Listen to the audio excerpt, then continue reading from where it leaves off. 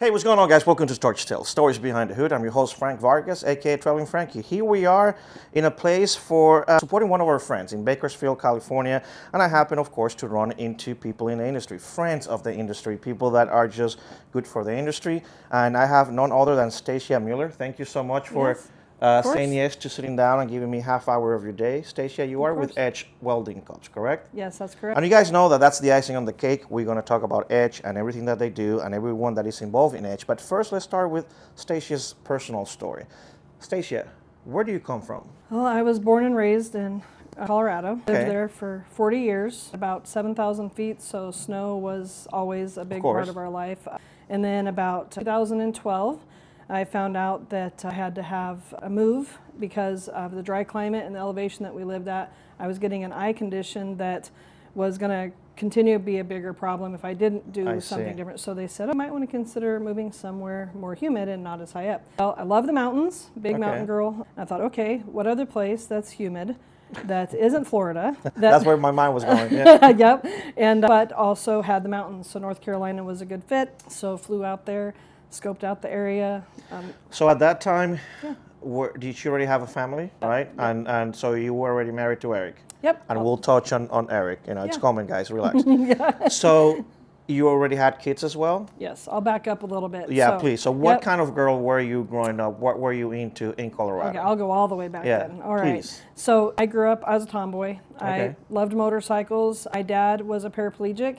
So I helped to do a lot of the wrenching. I can replace a transmission, rebuild a transmission, learned everything I know about backing up a trailer. Are you an only child? Nope, No? I'm the oldest. You are the oldest. I am the okay, oldest. well, therefore you had the labor. Yeah. And my brother, he's 5 years younger than me, so he didn't really do the same things at the same age that I did. Correct. By the time I was 16, I was driving well before that, tractors and motorcycles, all the good stuff. Yeah. But if it wasn't for my dad, I would never have learned how to back up a trailer. I can back up just about anything without using the backup cameras nowadays. So you almost had to do it because of necessity to help your dad and everything else, right? Yeah. So it wasn't like it was just because you wanted to then, I mean, I'm sure that you ended up liking it. It's like, oh, this is cool and all that. But prior to all that, it's because he needed help. Yep, exactly. Yeah, he was shot when he was 14 in a hunting accident. His friend didn't have his gun on safety, and they were climbing through a barbed wire fence, and the gun went off. And so I don't know any different. He was that way when I was born. And yeah, I did everything from mowing the lawns to shoveling. That's why I don't love snow now. I tell my daughter, the youngest. Tell that to the world now, you know, to the U.S. There's snow everywhere now. Right, exactly. Our youngest daughter's like, I love the snow. I'm like, it's because you were too young. You didn't have to shovel it. So. Yeah, exactly. We don't have to work at it. It's a total vacation. It's a total different thing. Totally than different. just doing it 6 months out of the year. Yeah, when you get to enjoy it and sled. And like, oh my God, I'm going to do my angel and go right back in, right? Right, Yeah, exactly. I totally get it. So now 16, 17, at that time, what were you thinking that your future was going to be? What were you into in sense of, this is going to be my career, this is how I'm going to make money? To be honest with you, I never really thought about my career much. I thought about getting in the military. Okay. I actually looked into becoming a helicopter pilot, helicopter mechanic. Gotcha. But because of my eyesight, that wasn't an option. The pilot part. Kind of stopped that immediately. So then as things started, well, right before I was getting ready to enlist and look into it further, they started Desert Storm. And we kind of took for granted for so many years, you know, that military was, because we got so comfortable, we didn't have a lot of wars or differences going on. Correct. So when that happened, I was like, okay, wait a minute, there's a whole other side here to the military than just being able to go work on helicopters. So I thought, okay, that probably isn't a good fit for me.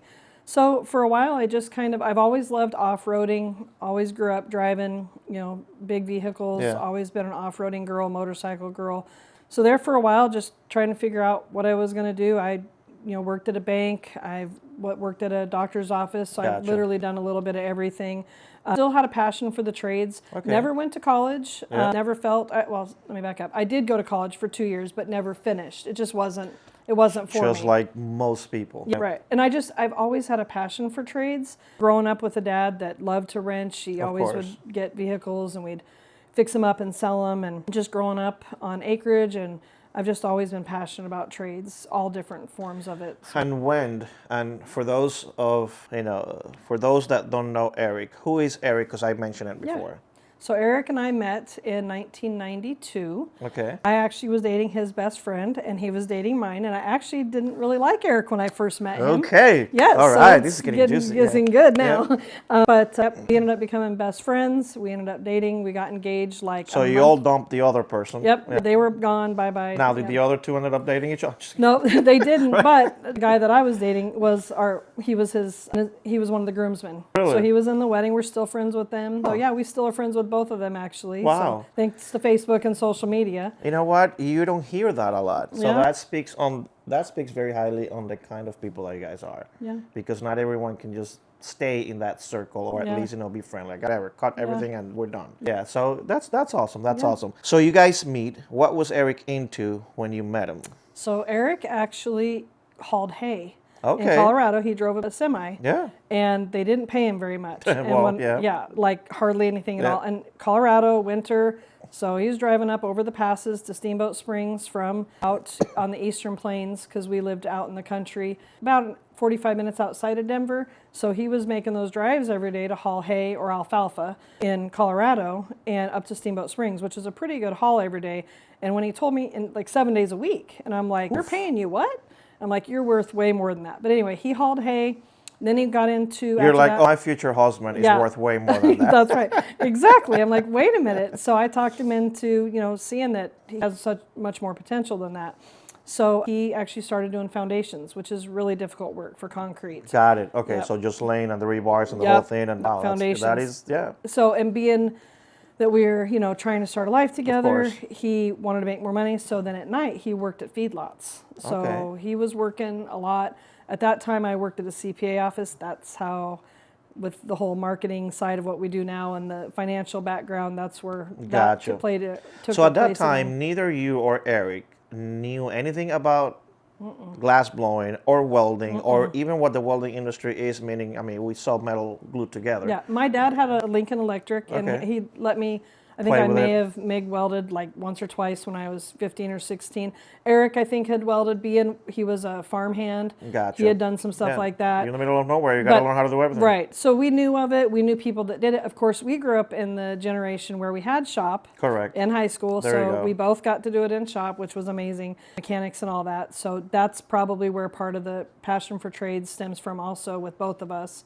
And you guys have how many kids now? We have 3. Were they because you said your daughter was born in Colorado. Were all 3 born? All 3 of them were born in Colorado and raised until, let's see. So we had 3 kids. Our oldest daughter is Kayleen, and then she's 28. She'll be 29 this year. She's married, been married for 9 years. And then our son is 24, and then he's not married, and then our youngest is 19. Got it. So we had all of them in Colorado before the move. Our youngest was 5 when we moved, and our oldest was 15 when we moved. And there's a 10-year. Got it. They're all about 5 years apart. So when you guys moved to Carolinas, there was no vision of edge anything yet? No. So about 2 months after Eric and I got engaged, it would have been May of 1992, he met up with someone he went to high school with that was doing very well blowing glass. Well, Eric, again, not going to college. He was looking for something, saw a future and potential, and he decided to take that job and learn how to blow glass. It's very precise, the tolerances that he started working with on the scientific side of things. Gotcha. So it was more for like medical use So environmental testing, laboratories, crime labs, medical, so not like your basic test tubes. Gotcha. Yep. So you guys know I go all over the place. So when you say blowing glass, because I mean, we're going to touch exactly on what edge is and what edge does now. Yeah. But when you say blowing glass, because you guys, there's a big difference with the typical cups that we all grew up with and what you guys make now. Yeah. Blowing glass means what and how is it done? Okay. It's not, I have a glass. Yeah. Right? No, it's not like that at all. And that there is different types of glass blowing. Okay. So this particular type, and I can't go into all the details because some of the details are what sets us apart and is proprietary. No, I want to know now. Yeah, right. So the scientific side, the consumables that he makes and still does. So he has been blowing glass for 34 years. We've been married, it'll be 34 years. Gotcha. So the scientific side, he makes stuff for like a crime lab. So everything on the periodic table burns at a different color. Gotcha. And so the consumables that are used for those equipment in a crime lab, in a crime scene, they actually will take like parts of a clothing or hair hair or whatever samples that they have, and they're able to test it. So the consumables that we make are for that machine. It's called a mass spectrometer. And that was the beginning of that. You know, he's working for this friend that he met, and he's learning the trade on that aspect of the industry, and so on. When does etch and the idea starts etching itself into what it is now? So back in 2012, we moved to North Carolina, and Eric has always been an entrepreneur-minded person, a visionary. And I do think that there are some people that are just created that way, and they have a gift for it. And he and I both have a tendency to be that way. And he came up with, he was welding at a particular time, and he was thinking about how glass could be used in different industries. He's always like researching things and always looking at different, I mean, he's got a list of probably 20 or 30 different other ideas. Gotcha. But it's called time and money. Yeah. A lack thereof. So, but he thought it would be very interesting to incorporate glass. And of course, at that time, CK Worldwide had the straight, and Michael Furick was making a couple. But Eric was like, and we didn't know a whole lot about it at the time, but Eric was like, you know what, we could, with his knowledge and abilities with glass blowing, he's like, we could come up with a system that people could use their own torches and not have to buy an expensive setup, and actually create better gas coverage and actually use a clean room environment type of product that will allow the purity that a good weld needs. But you know what? But I have a question on that, because for someone that's not a welder, for someone that wasn't part of the welding industry, and to understand and think that way and say, hey, you know what, there's got to be a better way for gas coverage, you know, for clarity, for all these little things that probably most likely a real welder would think about this. Where did he see this? What happened? So that is a very good question. So one of our passions and interests is hot rods, race cars. We actually used to race. There was before we had kids. Of course, we used to race. He had a 1974 Chevy Vega that he raced Super Street. So, you know, did a quarter mile and the whole 10-second thing. Grew up with NHRA right out our back door, being in Colorado, Bandimere Speedway. That being said, we knew a lot of welders. We saw a lot of welding. He dabbled with it again with the gas tanks and the chassis and that's in the roll cages in the race car. So he just was thinking about, you know, the blind spots that you can get and whatnot. So he was like, again, just always he's thought about using glass in multiple industries. Got it. And as you can imagine, we get approached with all kinds of requests. Can you fix this? Can you make this? You know, we get, of course, with all kinds of, as you can imagine. You also got to learn how to say no. So he came up with the idea, and with the adapter system that Edge has, he came up with that and designed and patented that so that welders could use their existing setup. So our system is regardless actually of the gun and the process, whether it's TIG or MIG. So MIG we didn't come out with until about 7 years ago. Okay. But for TIG, we started with TIG, and we started with 6 basic cups that replaced your pink ceramic cups. Well, then as we got into it more and learned more and saw the benefits and listened to our customers, listened to our Edge Army, which is a group of people that are amazing. We have about 30 of them now that are just like-minded people in the industry that are very skilled and talented welders, but not just that. I'm lucky enough to know quite a few of them. Yes, exactly. They are amazing people, but it isn't just the welding. It's really about a like-mindedness, the passion for the industry, the passion to help others, the passion to be positive and encourage others in whatever it is that they're trying to do. And we have 100%. And we have the Edge Army, we have people in all different industries. So it isn't just one. And when do you come into Edge and you go, crap, I think we got something here. We got to quit everything we got going on and let's dive in. So there's a big part of my story that we skipped here. Okay. So I actually did not, quote unquote, work as a job, but I was a stay-at-home mom. Which is a full-time job. Yes, it is. And I homeschooled all 3 of our kids. Full-time plus overtime, All 3 of our kids for 25 years I homeschooled. Damn. So I have to say, so I've gone through high school and schooling 4 times. But that was definitely a job. But it was very cool to have that opportunity. One, we got to travel a lot. One, that gave a lot of flexibility to do more with our business, to really connect more with people.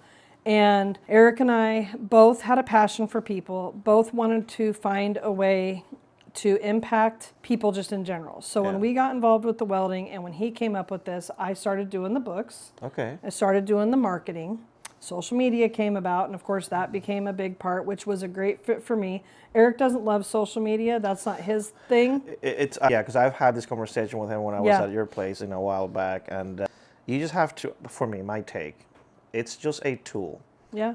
It could sit on the table and never be used, and you could try to hammer a nail into a wall with a shoe, or the hammer. Yeah. It's just a tool. Yeah, it is. But yeah, so you, being from the generation that we are, you believed on social media right away. You thought like, okay, this is going to be your thing.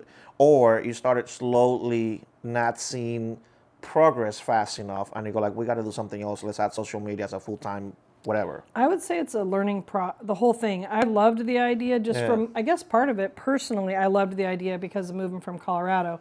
It was a great way to stay connected with the friends and family that we didn't see. We moved to North Carolina not knowing anybody. I hopped in a car with 3 kids and a puppy and drove across the United States, and I found the shop for us to start our business out with. So I would say social media has been a growing process. I definitely see it as a gift now and a huge blessing. Relationships that I personally have gotten to experience just like this. If it wasn't for social media, and even being here, the reason we're here, if it wasn't for social media, those opportunities would not be there. 100%. And I've always said, if you don't adapt, you die. If you don't learn new things, you're just a plant. That's all you are. Now, here you guys are. You guys moved down, family's here. You guys don't know anyone. You guys find a shop and the whole thing. When you look back to that day and now, what's been the hardest thing about taking Edge and where it's at now? Like, what has been the hardest thing? Eric and I we are very blessed. We have a great marriage. He's my best friend. I can't imagine doing this with anybody else, but growing a business and having a business is not easy. No. But anybody that's starting one, don't give up. It has been the hardest thing we've done, but also the biggest blessing. Trying not to get sensitive or emotional about it, but your kids are in it, right? Yeah, 2 of them are, and our son-in-law. So when we say our product is handmade in the U.S., every single cup that we make, and we have over 250 of them, different sizes and styles, every single cup is handmade in the U.S., sourced by U.S. materials, because we are very passionate about that also. But they're all handmade. Our oldest daughter, Kayleen, she was one of the first glass blowers. She's been working there. In shop, we have over 70 years of combined glass blowing experience.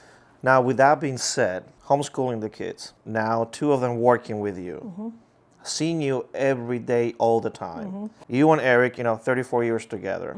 How is the dynamic as a family? Because I know it could some days are not the same, because when am I a mom? When am I a wife? When am I just the business owner? How is that? It has been a challenge. When you asked that question earlier, that would be the answer to that question. The challenge definitely is finding the balance, especially homeschooling. How do you don't bring it home? Don't leave it at work. Yes. My thing is, first of all, with the homeschooling, because there are homeschoolers out there that don't know how to let their kids go, that they try and control. Eric and I, from the very beginning, didn't want it to be like that. We wanted to be able to homeschool so the kids could really flourish and become the person they were created to be, whatever that looked like, correct, and whatever that was. Because they're not ours, right? You and just even feed them and then bye. You have to trust, and our youngest doesn't want anything to do with the business, there you go. which is fine. She's got a whole different path and journey. But the answer to your question earlier is exactly that. The most difficult part is when I'm the one that cuts the check every week. There has been more than 1 week or months where Eric and I didn't take a check to make sure our kids got checks, because when you're running a business and it's all your family, you got to treat them as employees, even if they're not tied to the family. Well, the bad thing is when you know that they have houses also, and the difficult times, because let's face it, we just during the pandemic and whatnot, 2020 to 2025 was some tough years, and so getting through as a small U.S. business during that time, there were definitely some challenges. And that's what a responsible owner does. You can't pay yourself, but you got to pay everything else. That's just the way it works. We sold everything at points just to keep the business going. But we see how important it is to impact the industry and impact people. And we've just decided our whole philosophy is people first, people over profit. That is mine and Eric's motto, if you want to call it that. You know, me being an outsider looking in, definitely, and having so many mutual friends and just running in some of the same circles and talking about I don't think I've ever met someone that, you know, doesn't say, hey, Eric and Stacia, they're just outstanding people, you know. So, I mean, whatever it is, you guys are doing the right thing. Now, does that mean profit? I don't know. No. But you just mentioned you guys have about 250 whatever cups. Different sizes and styles, yep. Is it worth it having that many? Yeah, because there's another very large portion that is custom. So in welding, you can't customize the ceramic stuff. No, you and cannot. if you can, it's just not worth it for the manufacturer Yeah. to just, I need whatever. Because they're made with give molds. me a whole, correct. They're Yeah. made with molds. So one, right away, you're losing the cleanliness. So you're losing the purity of the weld right there. Just immediately, you don't even realize that part of the glass cups is a key element to it. Versus blowing, you know, Yes. you just, and I'm being stupid here, but you just blow less, blow more, and you Yep. have a bigger one or a smaller one. Yep, You and know, that very was easy built way, yeah. because what's most important to us over the last 14 years has been listening to the Edge Army, listening to the welders. I'm the one that still answers the phone. I'm the one that still talks to people. I walk through lots of processes. We get flown into companies, aerospace companies have us come in, and they say, Stacia, Eric, we're having this problem with this metal or this weld. Can you come up with something? So where I was getting ready to say earlier is that 250 doesn't even include the several hundred custom stuff. And we can't disclose 90% of that because we have NDAs and NCCs, because we create designs for very unique applications for aerospace, motorsports, nuclear welding, you name it. We have gone in and solved a lot of problems, and that is our whole goal, providing solutions. So. And how reaching out and having your presence through distributors, through welding distributors, has that been easy? Has that been slow? Is it been, you know, what's your take on that? It has definitely been difficult because I would say to start out with earning respect and building a brand and building a name. We believe that integrity, I think we all as people have choices every day where we can choose integrity or not. And I think proving in the industry that we are good people, because it was started out with, you guys have never welded, you don't know anything about it, the bad name thing. And I think we got to overcome that, and we've been able to push. It was not easy. I would say in Europe it was easy. We got distributors easily the first few years. How did you market Europe that it was easier? Not really anything different. They reached out to us.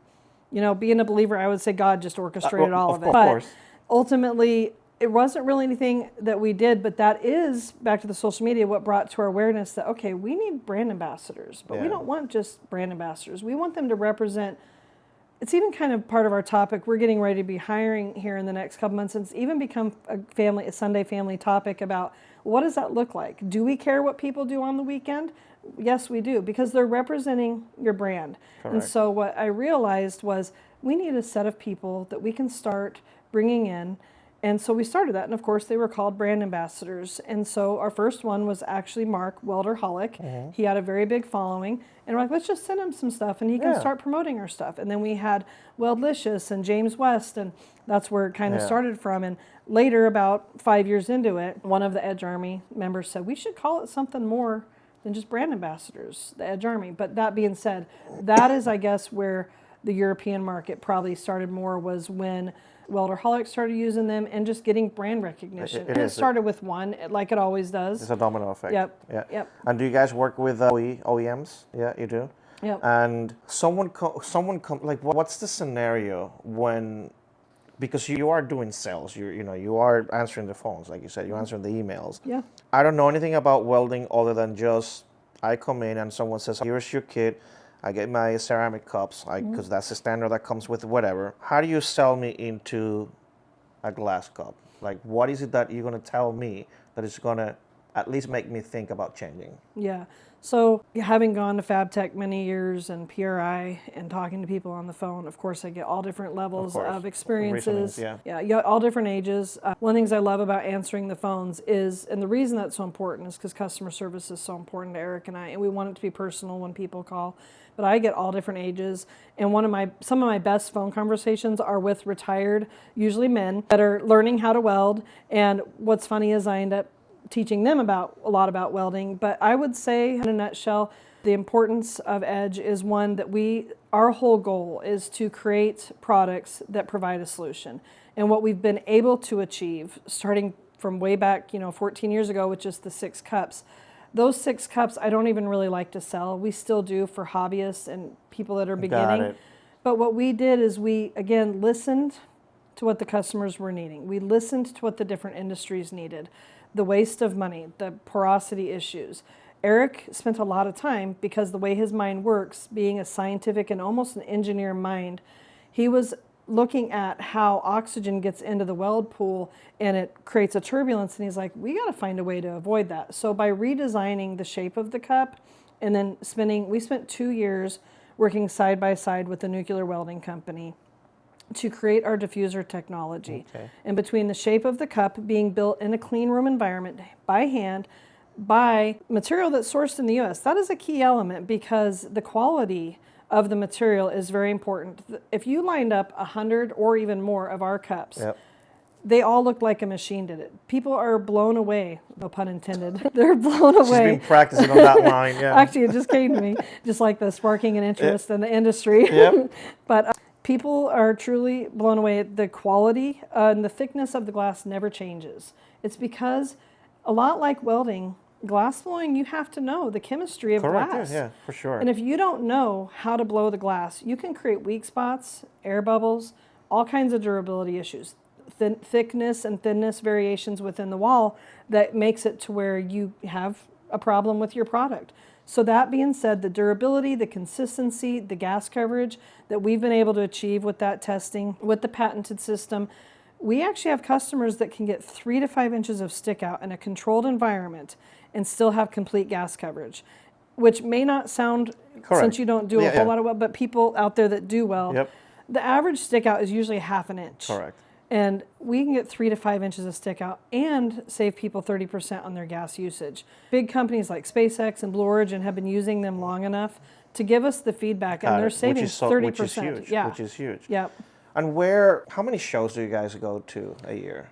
I would like to do a lot more than what we are, Wow. but right now we do 3. So just one Fab local. Tech. Yeah, FabTech would never miss it. PRI's like right there with FabTech. course. This last PRI was probably better than any show we've ever done. It was just the amount of people that were there, and it was just a lot of people didn't know about our brand, but that's a whole different, it's performance racing Correct, industry. yeah. What's funny is that's right out our back door. Exactly. Being in Mooresville, North Carolina, everything's racing, but sometimes you have to go a few hundred miles away to meet create a people name that and are come back in. yeah, and there are people that are right out your back door. You don't even realize that. You come to find out that I'm in Mooresville also, or I'm 2 hours away from you. That happens So, all the time with so many people and so many brands and products out there. yeah, right.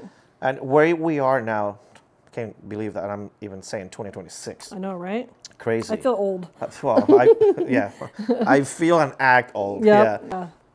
Same. What would you like to see in the next 5 years for Edge? Well, so Eric and I actually took a vacation, just got back about a week ago, and during that time we both read books on the future and leadership and what that looks like. And for Eric and I, I guess when you get older you start thinking about, okay, what matters? And for Eric and I, it's legacy. That has been a key word for us for a few years.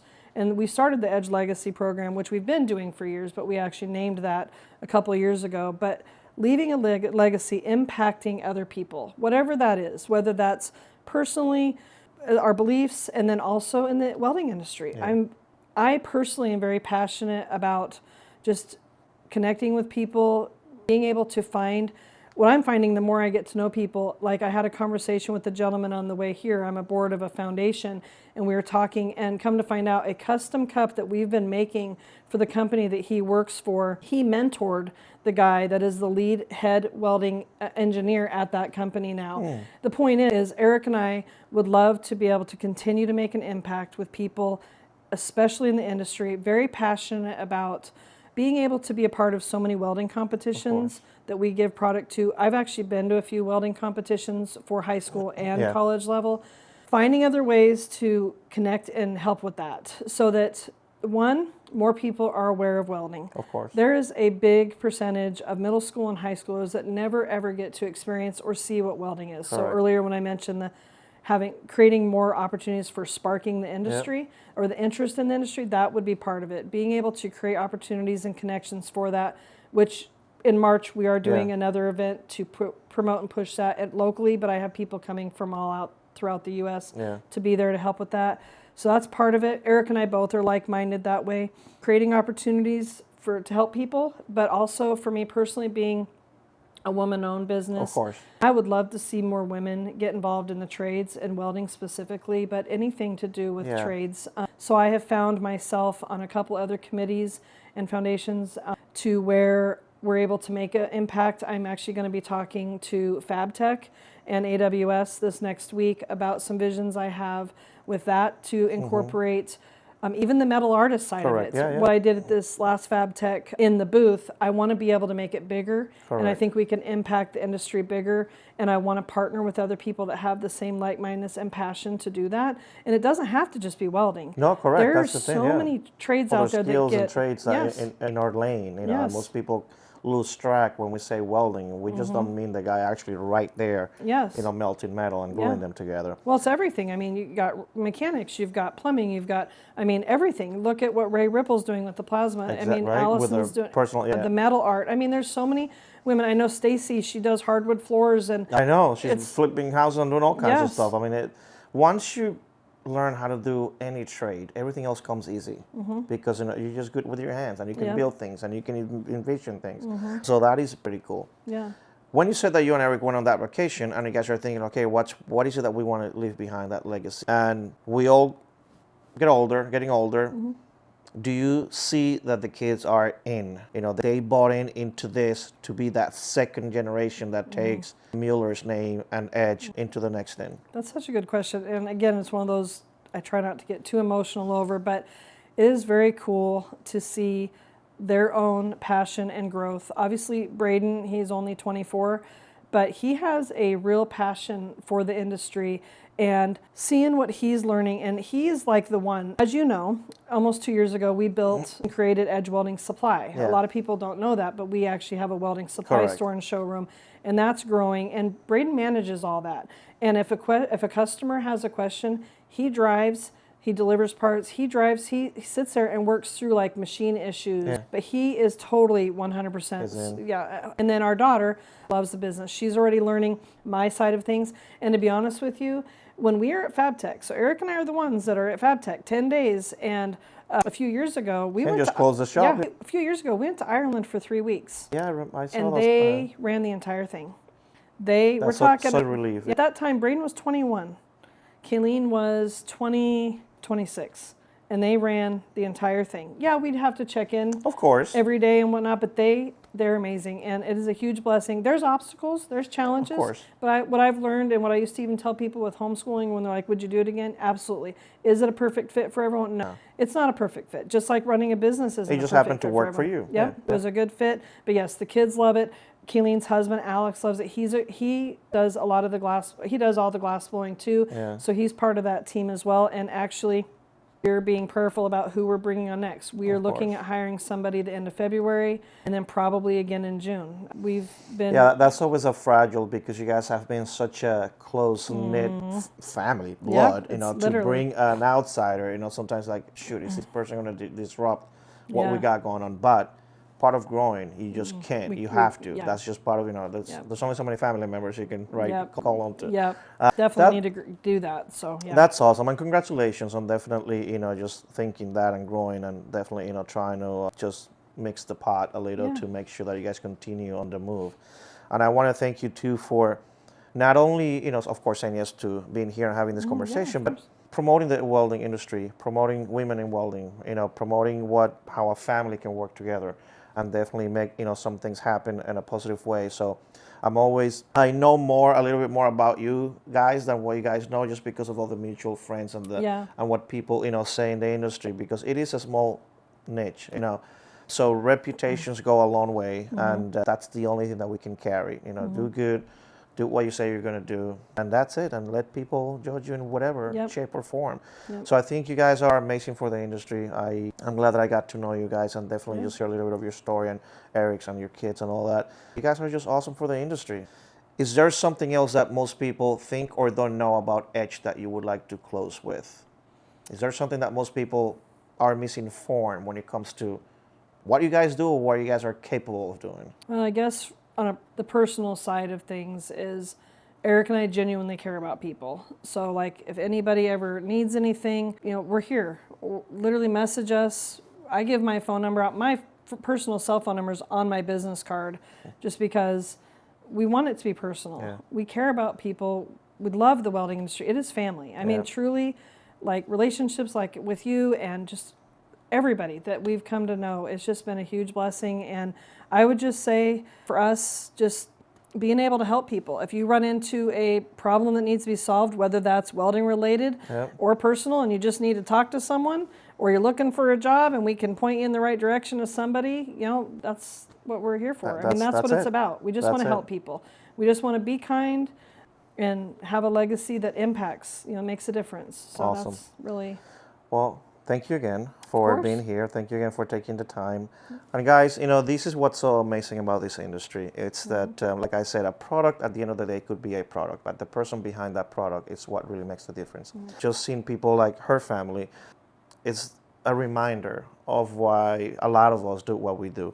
Thank you guys for watching. And like I always say, if they keep saying yes, who am I to say no? I'm just a lucky guy that happens to find himself in the right, you know, the right place at the right time. So thank you again.